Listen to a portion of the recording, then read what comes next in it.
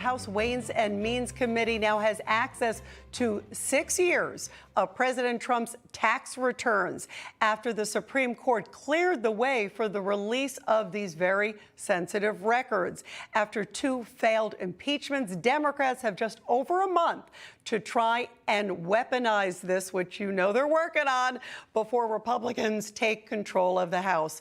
And for more on this, we are joined now by Pennsylvania Congressman Scott Perry. Congressman, great to have you here. We love having you on the show. What's your reaction to the fact that now the Democrats have access to this? You know they're working 24/7 on this. Well, it's stunning, Rita, and thank you for the opportunity.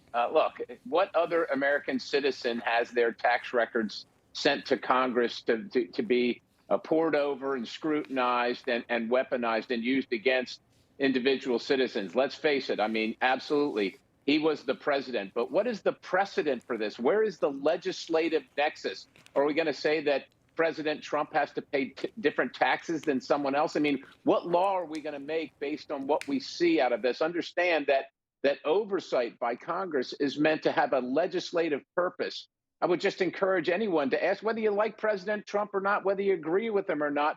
What is the legislative nexus regarding this astounding development? And does this mean that every single citizen can expect their tax records to show up in front of Congress to be scrutinized and weaponized against them, depending on how they vote or what they say on Twitter or on Facebook or on Instagram or in the local paper?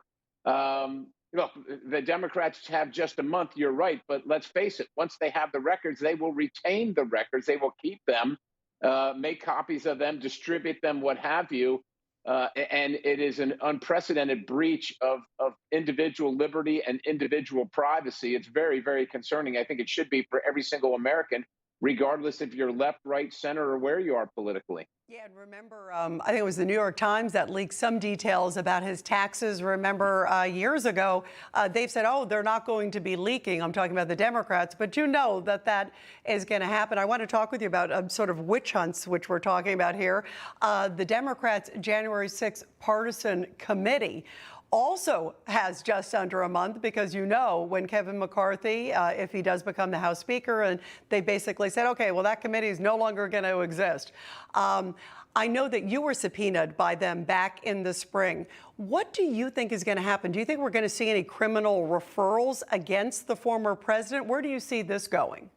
Well, look, I think the Democrats just can't get enough of J6. They don't realize they live in 2022 and people are worried about paying their bills, their electric bills, gas bills, grocery bills. They're just fixated on that. So who knows where they're going to go? But let's face it, this whole thing has been set up. It's a sham. It's not set up under the actual rules of the House. It's, as you said, a partisan organization that has already determined outcomes before doing any real investigative prosecutorial work or anything like that. So what I think actually should happen is that Congress should set up a large committee to take in information on all the overreach of the executive branch, and in this case, the legislative branch, whether it's from the FBI or the so-called J6 committee, or the CIA, or what Twitter's been doing with the DNC or particular Democrat operatives.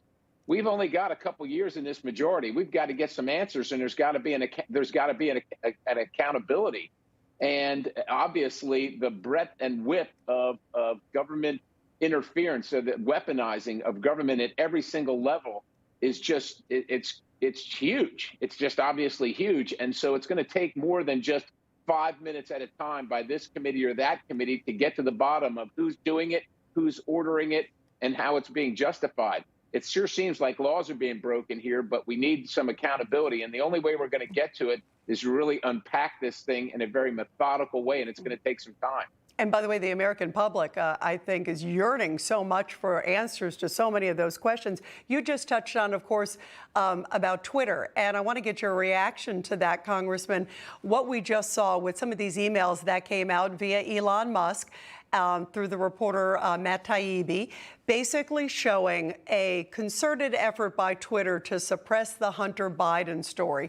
And in some cases, taking cues, as it looks like, it says it allegedly, I mean, they're saying from the Biden team, and they're fact saying, Biden team, here's the links.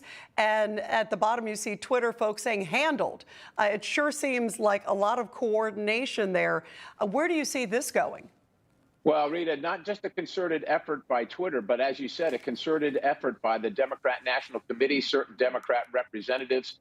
This is the reporting that we've seen, and the Biden team before the presidency, before he ascended to the presidency. Look, George Orwell in his book 1984 said, "Those who control the past control the future, and those who control the present control the past." And obviously, right now, Twitter and the DNC is in control of the Hunter Biden narrative. It's not only Orwellian, it's un-American, and it might be criminal. And so we've got to find out exactly by name who was doing what.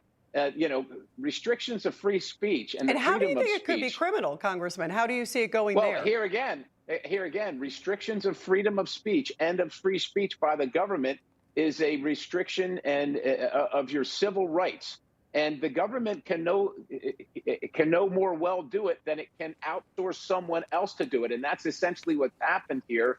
Either the DNC, through its operatives who are elected officials, or Joe Biden running for the presidency, encouraging those to do it, is essentially the same thing as outsourcing or contracting a third party to restrict free speech on the behalf of the government or a partisan organization. And that's a violation of individual civil rights on a mass scale. And of course, we can see the effects of these outcomes, or the potential effects of these outcomes. It has to be investigated to the fullest. We need to know who did what. We need to know if there were other agencies or organizations involved, like the Department of Justice or the FBI, or actors within those organizations.